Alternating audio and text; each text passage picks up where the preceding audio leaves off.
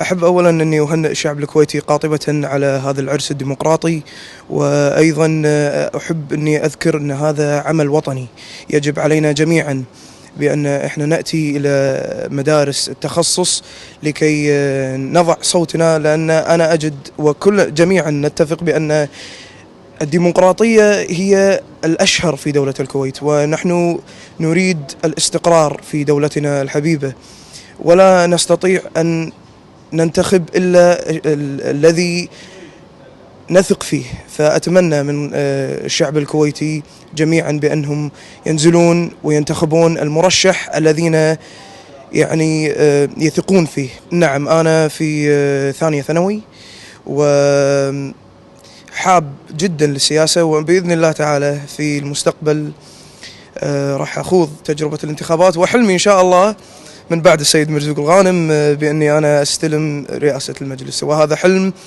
يعني نادر ما تلاقون الناس اللي في عمري يحبونه، ولكن بإذن الله تعالى سأخوض هذه التجربة، وأوعدكم يا شعب الكويت أن أكون وفيا وخالصا لكم. يعني أنت بتعمل دعاية لنفسك من حاليا، بتوعد الشعب الكويتي تقريبا نقدر نقول هذا الشيء.